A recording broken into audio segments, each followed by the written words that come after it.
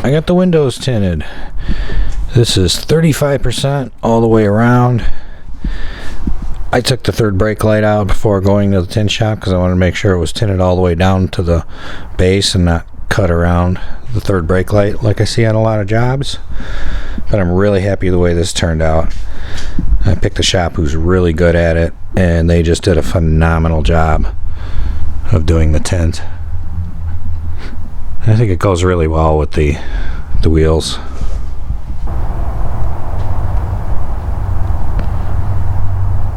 Now the back windows are going to look like they're tinted darker, but they're not.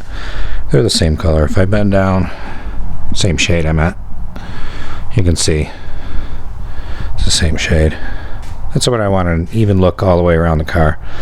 And even right here looking in, you can fully see everything through the window with the window up. So I'm really enjoying the 35%. Really like the way it makes the car look now. And I'm really happy with the way the job turned out from the shop I chose.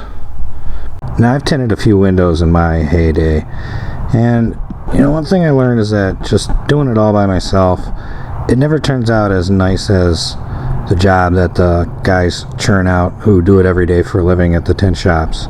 You know, practice makes perfect, and I pretty much wanted nothing less than a perfect job, so that's why I chose to farm this out. And a big thanks goes out to Nino over there at Umbra Tinting. I mean, he just knocked it out of the park. I mean, that's the job he did was just phenomenal here. So on the C4, we just got bare naked glass. This car is going to be next up. I think I'm going to take this one over and, hey, get the same treatment, 35% all the way around. I mean, it's legal in my state now, so why not? It's going to be a big help from all the people in, like, you know, SUVs and trucks behind me at stoplights with their headlights blaring at me. So hope you enjoyed watching the video. As always, thanks for watching.